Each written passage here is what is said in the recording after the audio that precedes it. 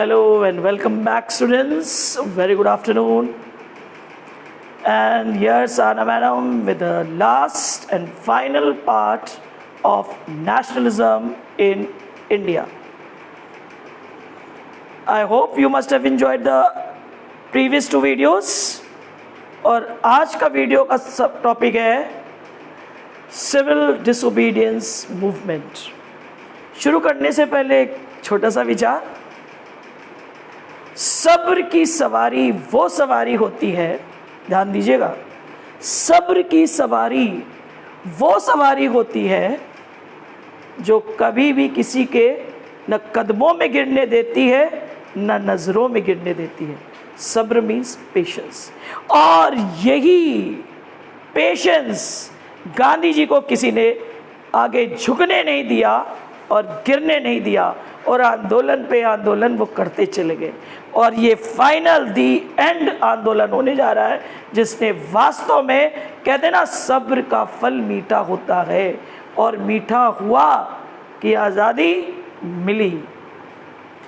अब हम शुरू करते हैं कि सिविल डिसोबीडियंस की संरचना कब और कैसे हुई। 1920s लेट में हिंदुस्तान की इकॉनमी बहुत ही गर्द में जा रही थी, कहना चाहिए टर्मोइल मचा हुआ था, और अंग्रेजी शासन को रेवेन्यू नहीं मिल रहा था। क्यों? क्योंकि ग्रेट डिप्रेशन आ चुका था इंडियन इकोनॉमी में। उसकी वजह से एग्रीकल्चरल प्रोडक्ट्स के दाम इंटरनेशनल मार्केट में गिर गए। रेवेन्यू हमारे लैंडलॉर्ड्स नहीं दे पा रहे थे ब्रिटिश गवर्नमेंट को, क्योंकि फार्मर्स उनको रेंट नहीं दे पा रहे थे। ये सारी चीज़ें एक चेन में चल रही थी। अब ब्रिटिश सरकार तो शासन पैसे के लिए ही कर रही थी यहाँ, उसके तो हड़कंप मच गया कि ये क्या। उसी दौरान भाई सोच विचार करा गया और एक ट्रॉय गवर्नमेंट ने कमीशन का संगठन कर दिया गया, और ये जो कमीशन बना वो सर जॉन साइमन के चेयरमैनशिप के अंडर में बना, and this came to be known as Simon Commission. चलो भाई, बना दिया। लेकिन इस कमीशन की एक ड्रॉबैक ये था कि उसमें एक भी इंडियन मेंबर नहीं था, और उन्हें इंडियन इकोनॉमी के बारे में पढ़ करके कॉन्स्टिट्यूशनल चेंजेस बताने थे ताकि इकोनॉमी अपलिफ्ट हो और ब्रिटिशर्स की रेवेन्यू की ट्रेजरी भरने की गाड़ी चल पड़े। अब क्या हुआ, ये बात हिंदुस्तान तक पहुंच गई भाई कि भाई फला फला कमीशन आ रहा है। 1927 में एनुअल मद्रास सेशन लग गया कांग्रेस का, और भाई वहां पर यह तय कर दिया गया कि इस कमीशन को हिंदुस्तान की सरजमी पे कदम नहीं रखने दिया जाएगा। इसको सपोर्ट कर दिया बाकी सारी पार्टीज ने, मुस्लिम लीग ने भी, कि बिल्कुल सही बात है भाई। और 1928 में भाई साइमन कमीशन हिंदुस्तान की सरजमी पर आया, लेकिन लोगों ने उसे कदम रखने नहीं दिया और नारों से ग्रीट करा, Simon go back, Simon go back. थक हार करके इस कमीशन को वापस जाना पड़ा। उस समय के वाइस रॉय थे लॉर्ड इरविन। जब ये कमीशन वापस गया तो उन्होंने एक अजीब व गरीब ऑफर रखा हिंदुस्तानियों के सामने कि भाई आ जाओ and suggest the measures for the economy. लेकिन भाई हम बातचीत में कहाँ विश्वास रखते हैं। जो हमारे यंग लीडर्स थे, पंडित जवाहरलाल नेहरू, सुभाष चंद्र बोस, उन्होंने कहा ना, कोई बातचीत ना होने वाली भाई, अब तो आंदोलनों का दौर चलेगा। और उस समय लगा दिया गया क्या, दिसंबर के महीने में लाहौर सेशन का कांग्रेस का लगा 1929 दिसंबर में। अब समझिएगा इस बात को।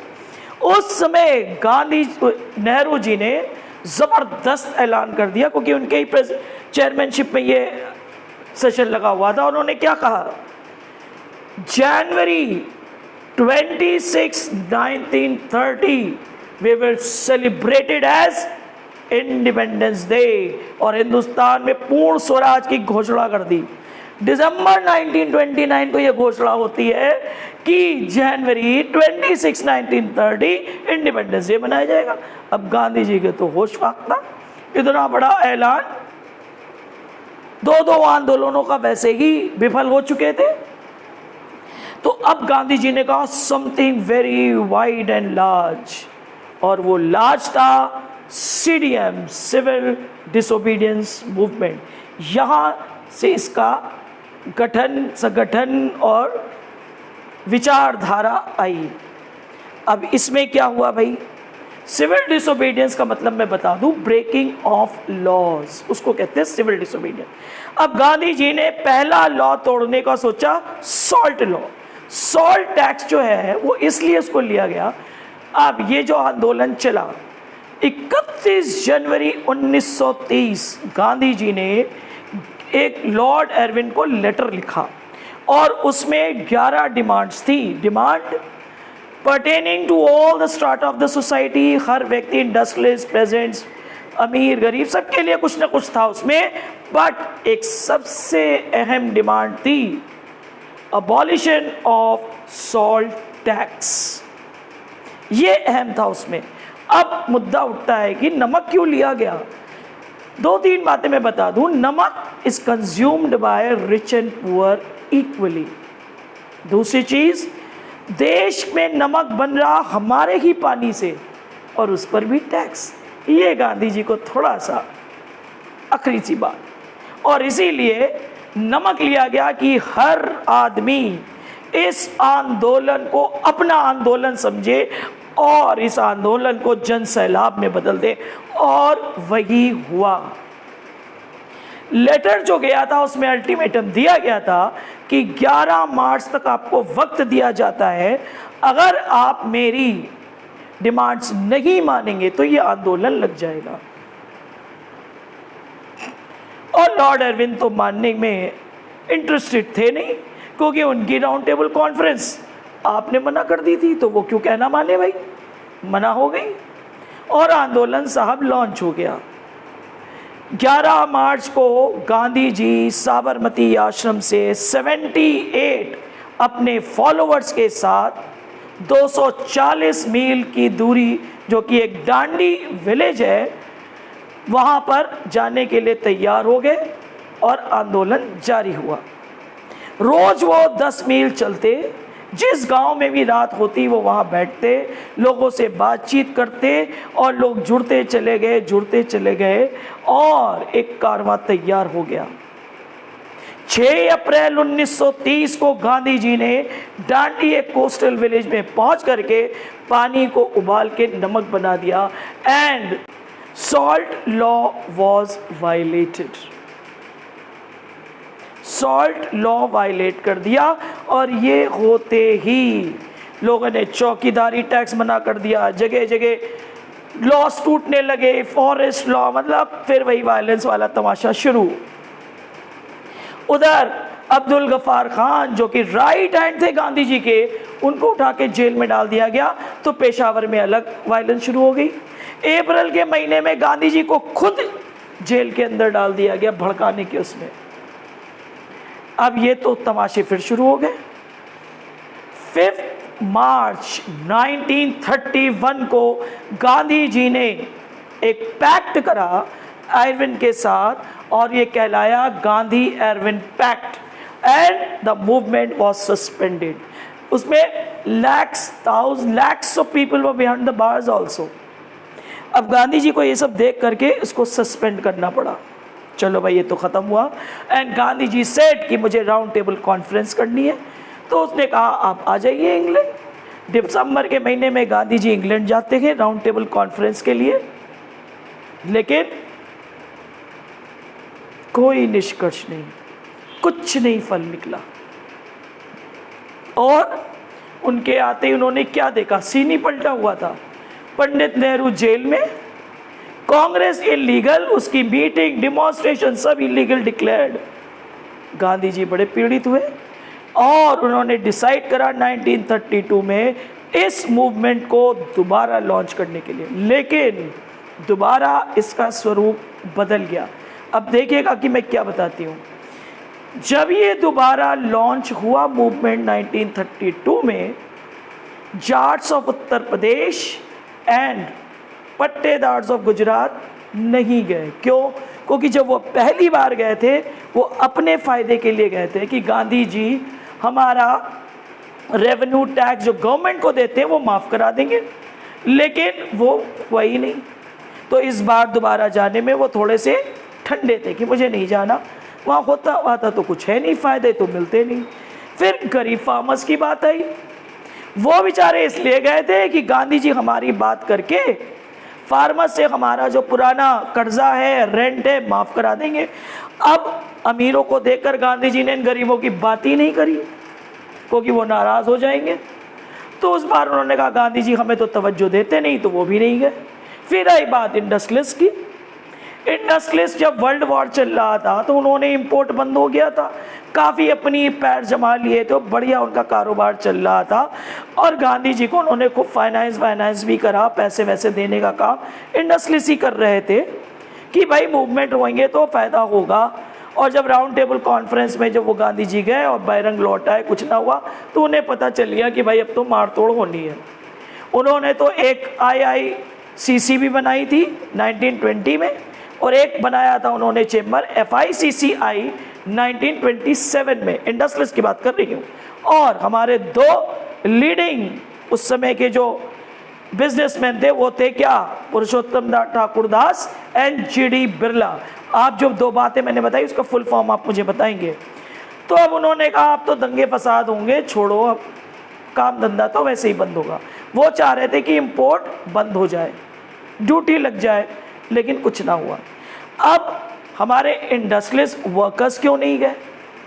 अब उन्होंने देखा कि भाई ये जो अमीर थे, जो इंडस्ट्रियलिस्ट थे, वो काफ़ी क्लोज थे गांधी जी के, वो तो फाइनेंस ही कर रहे थे। तो गांधी जी ने उनका मुद्दा गरीबों का उठाया नहीं। वो बेचारे इसलिए गए थे पहले कि हमारी वेजेस और वर्किंग कंडीशंस को थोड़ा सा गांधी जी उनसे बात करके सुधार ले आएंगे, लेकिन गांधी जी ने उनकी गरीबों को कुछ भी तवज्जो नहीं दी कि ये अमीर नाराज़ हो जाए, तो वो भी वहीं रह गए। अब डॉक वर्कर्स, आपके इंडस्ट्रियल वर्कर्स, सिर्फ 1930 में डॉक वर्कर्स गए थे, बाकी कोई ना गया था। और इतने तो सारे ग्रुप निकल गए, साथ में एक ग्रुप गांधी जी ने खुद ही निकाल दिया, और वो था फीमेल्स का। गांधी जी ने भाई उनसे कहा कि भाई बहुत ज़्यादा तुम लोग आंदोलन कर रहे हो, अब now it is time, your main duty is to look after the children and your family and हाथ मीन्स चूल्हा चक्की देखो, घर में परिवार बच्चे देखो, और ये आंदोलन छोड़ो।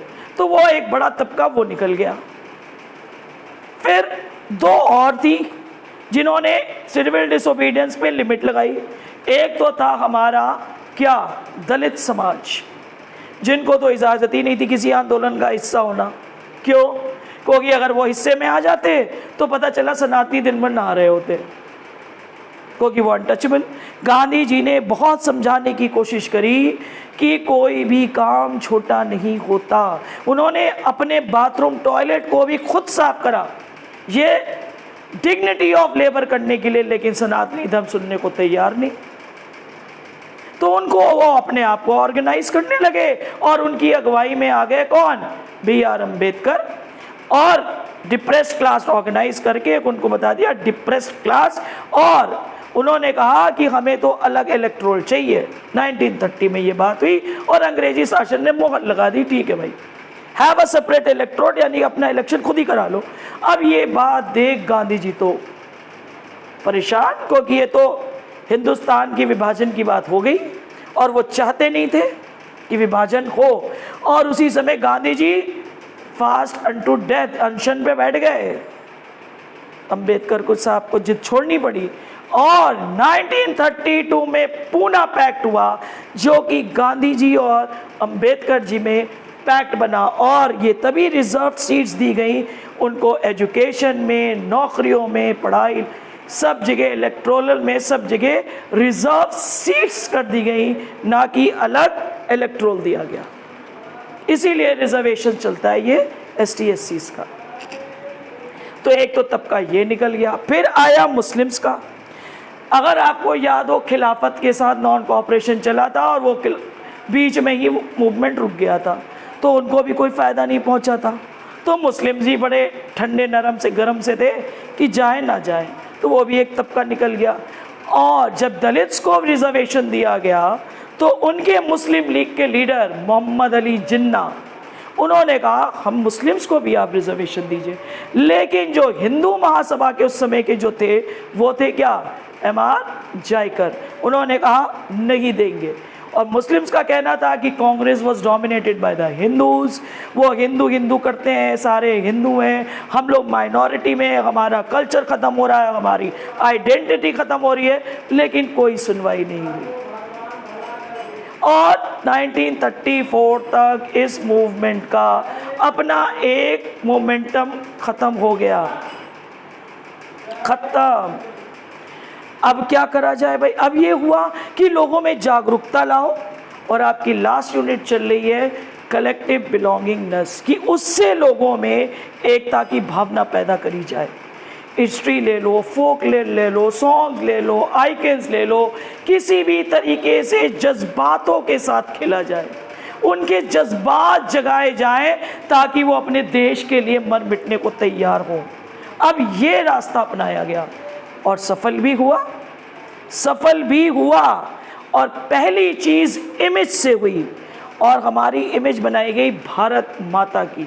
1870 में बंकिम चंद्र चट्टोपाध्याय ने सबसे पहले भारत माता की इमेज बनाई, ताकि लोगों में ये हो कि हमारी माँ, हमारी देश, हमारी माँ बेड़ियों में है, उसे आज़ादी दिलानी है। इमोशनली सबको तैयार करना था, क्योंकि इमोशंस जब जुड़ जाते हैं ना तो फिर आदमी कोई भी हद पार कर जाता है। और वही इमोशंस का खेल अब शुरू हुआ।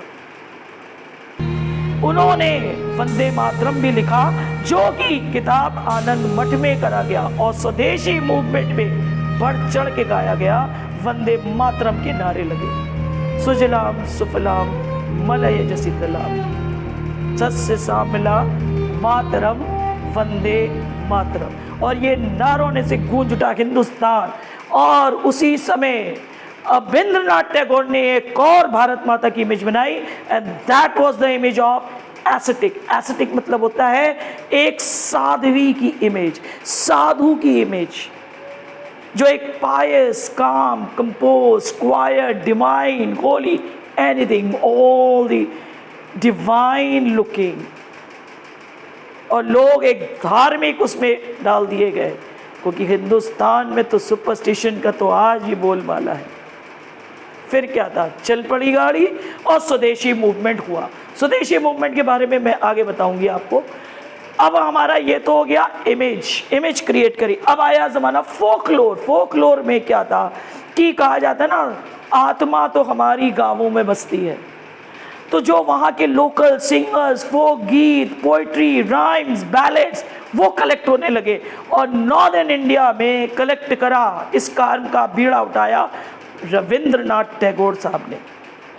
लोकल आवाज़ में, लोकल गीत में उनकी पोइट्री, उनके सॉन्ग्स की भारत कितना रिच है हर चीज़ में। और साउथ तमिलनाडु में बीड़ा उठाया नतेशा शास्त्री ने। उन्होंने 4 वॉल्यूम में फोकलोर को इकट्ठा करके और उसको नाम दिया उस किताब का, क्या, फोकलोर ऑफ सदर्न इंडिया। ये तो 2 चीज़ें हो गई। तीसरी चीज़ थी क्या, आइकन्स एंड सिंबल्स। ये भी हमारे जीवन में बहुत बड़ा रोल प्ले करते हैं। और पहला जो बना था वो था स्वदेशी मूवमेंट में। वहाँ तो इमेज बनी, यहाँ आइकन क्या था, आपका झंडा। आज भी जब तिरंगा लहराता है ना तो दिल में कुछ कुछ होता है। वही वाली फीलिंग उस समय भी आई। एक तिरंगे का रचना करी गई और उसमें थे रेड, ग्रीन एंड येलो, और उसमें 8 लोटस बने हुए थे। 8 लोटस थे, वो 8 provinces of the British Empire, and a crescent moon, आधा मून, जो कि हिंदू मुस्लिम्स को दर्शा रहा था। और उस ये स्वदेशी मूवमेंट में मैंने कहा मैं थोड़ा सा बता दूं, स्वदेशी मूवमेंट उस समय गांधी जी नहीं थे, ये हुआ था 1905 से लेकर 1908 में। और ये हुआ क्यों था? ये हुआ था, लॉर्ड कर्जन थे उस समय, और उन्होंने ये कह दिया था कि बंगाल को हिंदुस्तान से अलग कर दो। क्यों? क्योंकि सारा कॉटन रॉ मटेरियल जो था वो जा रहा था ब्रिटिश मिल्स के लिए आपके इंग्लैंड, और वहां पर ज्यादा करके कॉटन बुनकर थे, तो इस बात की टगर वॉर चलती थी। तो उन्होंने कहा ना रहेगा बांस ना बजेगी बांसुरी, बंगाल को ही काट दो। लेकिन कांग्रेस इस बात के लिए तैयार नहीं थी और मूवमेंट लॉन्च हो गया। गांधी जी की एंट्री मैंने आपको पहले भी बताया 1915 में हुई थी।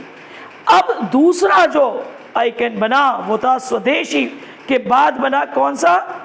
आपका नॉन कॉपरेशन मूवमेंट, जो कि 1921 में हुआ था। उसमें भी गांधी जी ने एक ट्राई फ्लैग बना दिया, और उस फ्लैग का कलर था रेड, ग्रीन एंड वाइट। और बीच में क्या बनाया? उन्होंने अपना चरखा।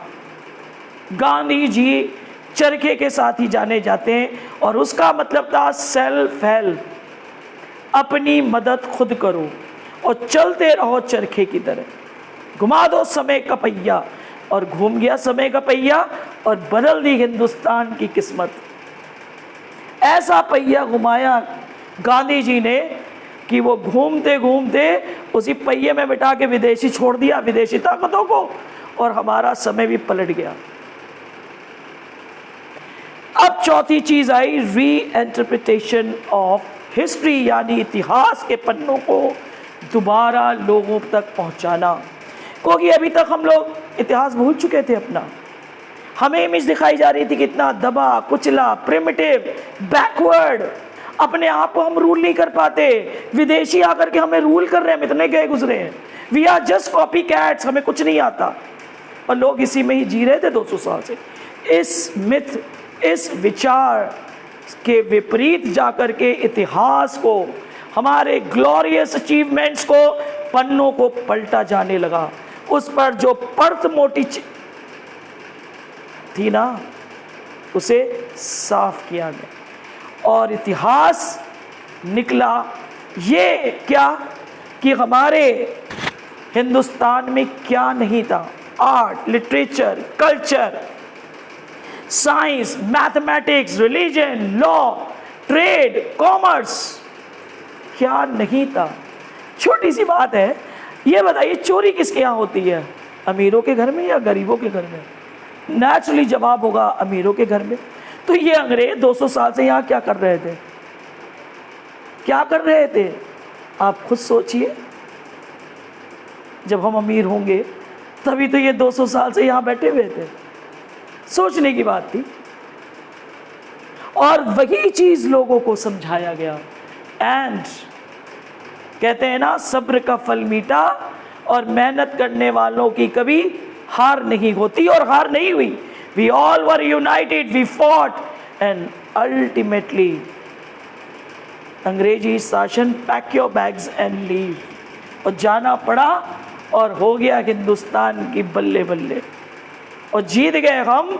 और 1947 15 अगस्त को झंडा फहरा, आज़ादी इंडिपेंडेंस डे मना डाला।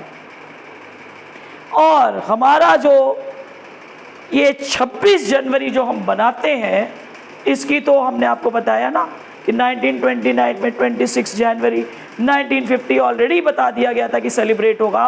तो हमारा नवंबर में कॉन्स्टिट्यूशन बन गया था, फिर भी उसे रोक के रखा गया, और 26 जनवरी 1950 को हिंदुस्तान को रिपब्लिक करा गया। इस तरीके से ये आंदोलनों का दौर ख़त्म हुआ और हिंदुस्तान जीत करके जीत का परचम लहराया। से I am proud to be an Indian. जय हिंद, जय Bharat. Love you all, do subscribe, thank you. छोटी सी बात, a very very big thank you to all my viewers and giving your love and affection, and I hope the same regards to this video also, and in near future. Good day, stay home, stay healthy.